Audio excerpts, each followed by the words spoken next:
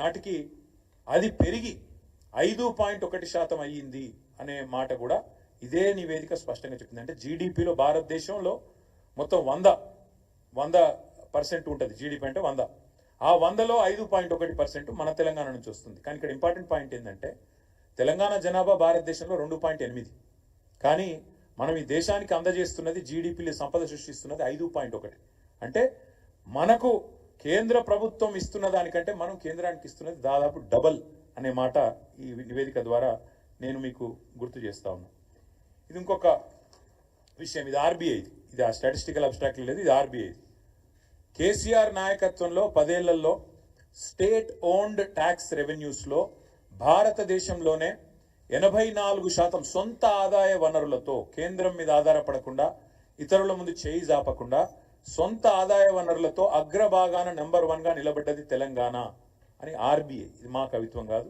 84%, 88%తో అగ్రభాగాన state owned tax revenues SOTR ఇది నెంబర్ 1 అని చెప్పి చెప్తున్నది ఈ నివేదిక.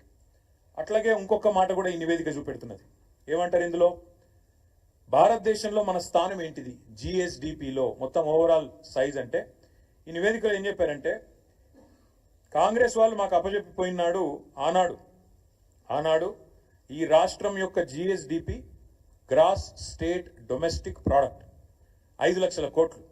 కానీ ఈరోజు బట్టి విక్రమార్క గారు విడుదల చేసిన ఈ నివేదిక ప్రకారం ఈ రాష్ట్రం యొక్క GSDP 10 ఏళ్లలో కేసీఆర్ గారు 5 లక్షల కోట్ల నుంచి 15 లక్షల కోట్లకు పెంచారు అని ఈ నివేదికనే రేవంత్ రెడ్డి చెంప మీద చెల్లుమని కొడుతూ నివేదిక ఇచ్చింది. ఇది ఇక్కడ చాలా ఇంపార్టెంట్ స్లైడ్. ఇది ఇలా చూడండి మీరు.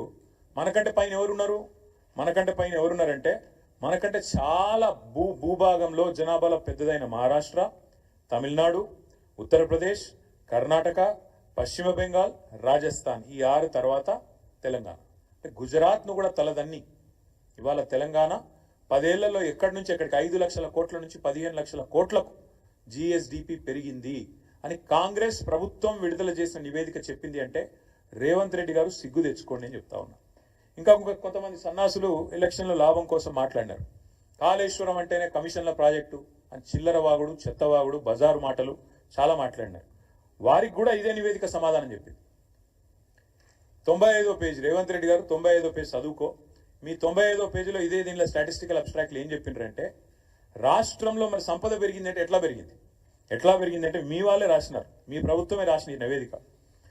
To achieve these objectives, government has implemented policy initiatives such as flagship Kaleshwaram project and Mission Kakatiya to improve irrigation infrastructure, supply 24/7 power to farmers, investment support to farmers under Raitu Bandhu. అందువల్ల సంపద పెరిగింది అంటూ కాళేశ్వరాన్ని ప్రస్తుతిస్తూ స్తుతిస్తూ అద్భుతమైన project అని చెబుతూ Telangana statistical అబ్స్ట్రాక్ట్లో కనీసం పాప రాసిన అధికారులను నిజాలు చెప్పారు.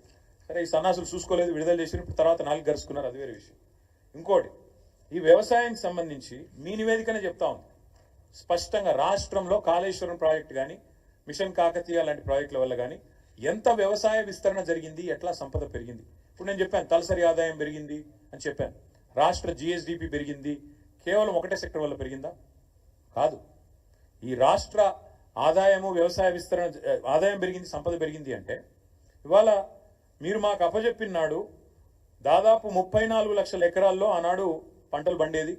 68 లక్షల, మొత్తం నేను చెప్పేది వరి, 68 లక్షల టన్నులు ఆనాడు ఉత్పత్తి అయ్యేది. మీరు అప్పచెప్పినాడు.